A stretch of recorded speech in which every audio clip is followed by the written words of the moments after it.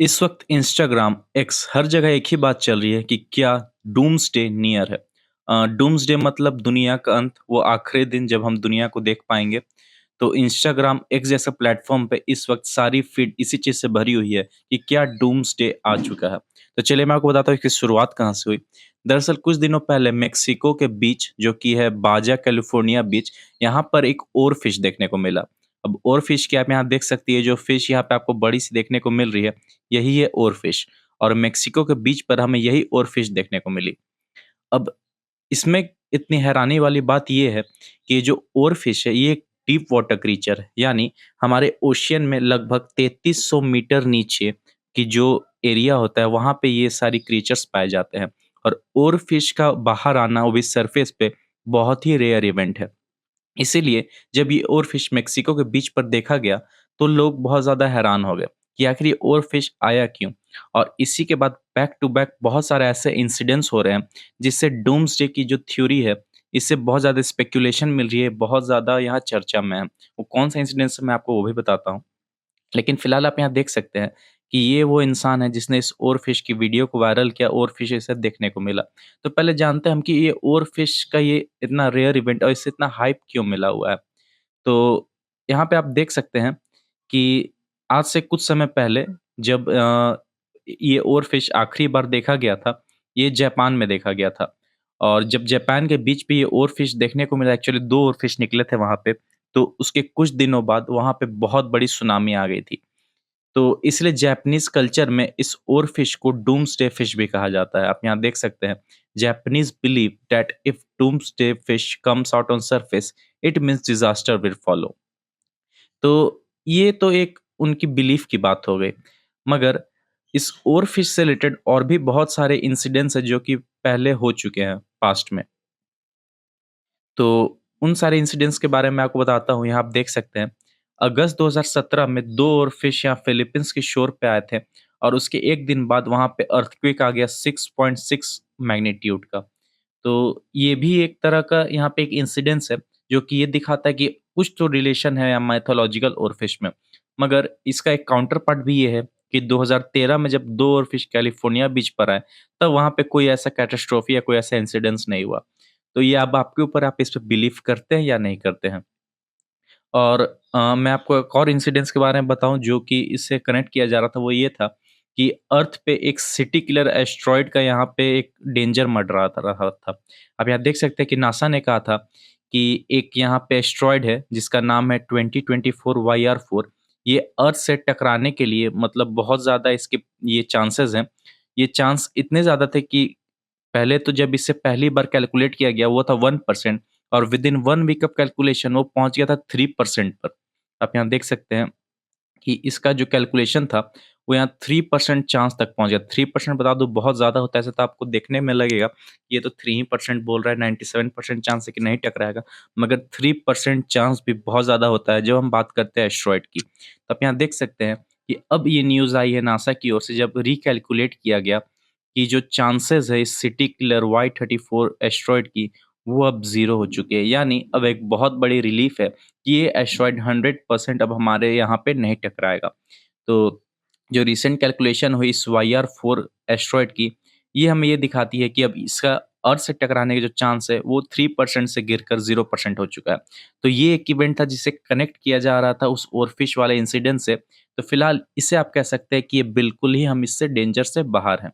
अब बात करते हैं उन इंसिडेंट्स के बारे में, जो कि बहुत ज़्यादा स्पेकुलेट हो रही है। तो उनमें से एक इंसिडेंस है कि बहुत सारे सी टर्टल्स जो हैं, वो ओडिशा के बीच पर हमें देखने को मिले, उनके तट पर देखने को मिले। आप देख सकते हैं ऑलमोस्ट ये नंबर 7 लैक्स हो चुका है, 6.82 लैक्स ऑलिव रिडली टर्टल्स। अब ये थोड़ा-सा स्ट्रेंज इवेंट है, क्योंकि इतने सारे टर्टल्स अक्सर बीच पे आपको देखने को मिलते नहीं हैं। ये मतलब कोई ऐसा इवेंट है जो कि जिसे एक्सप्लेन कर पाना बहुत ज़्यादा मुश्किल है।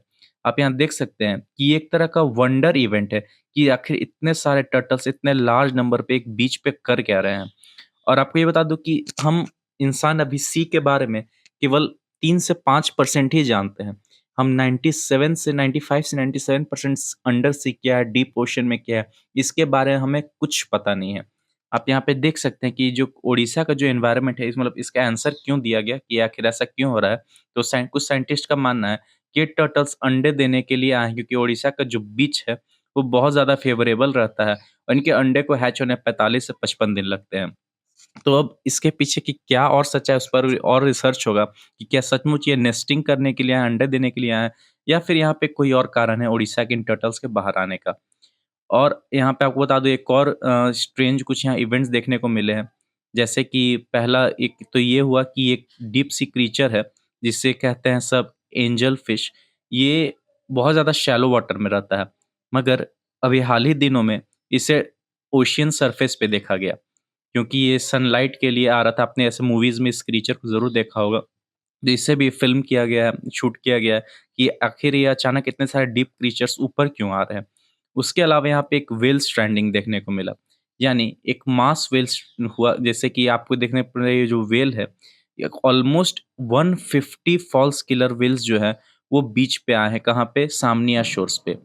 तो ये सारे जो क्रीचर्स आखिर ये क्यों ऊपर आ रहे हैं? तो बहुत सारे लोगों का ये कहना है कि क्लाइमेट चेंज की वजह से भी हो सकता है। मगर एक बहुत इंटरेस्टिंग थ्योरी, मतलब जिस पर मैं तो बिलीव नहीं करता हूँ, मगर बहुत ज़्यादा स्पेकुलेट हो रही है इंस्टाग्राम और यूट्यूब वगैरह पे, उसके बारे में आपको बताता हूँ कि वो थ्योरी क्या है। दरअसल वो थ्योरी है, यहाँ पे आप देख सकते हैं, उस थ्योरी का नाम है लेवियाथन। जी हाँ दोस्तों, लेवियाथन थ्योरी। अब ये लेवियाथन थ्योरी क्या, मैं आपको बताता हूँ। लेवियाथन दरअसल एक डीप सी मॉन्स्टर है, जिसके बारे में बहुत सारे बुक्स में मेंशन किया गया है, जो कि हो गया Hebrew Bible, book of Job, book of Isaiah, फिर यहाँ पे स्यूडोग्राफल बुक ऑफ एनॉक। तो इन सारे बुक्स में सी मॉन्स्टर के बारे में मेंशन्ड है, जिसका नाम है लेवियाथन। अब ये लेवियाथन क्या है? तो दरअसल ऐसा माना जाता है कि ऐसा इसका ओरिजिन के बारे में माना जाता है कि लेवियाथन और एक फीमेल मॉन्स्टर थी, उसे एक साथ क्रिएट किया गया था।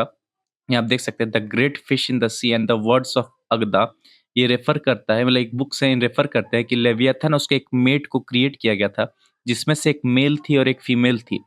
तो जो मेल लेवियाथन था, उसने फीमेल लेवियाथन को स्लीव कर दिया, यानी मार दिया, उसे भगा दिया वहाँ से, ताकि जो कि अर्थ है, उस पर लाइफ एग्ज़िस्ट कर सके। क्योंकि ऐसा मान्यता था कि अगर दोनों साथ में रहेंगे, तो अर्थ पे लाइफ एग्ज़िस्ट नहीं कर पाएगी।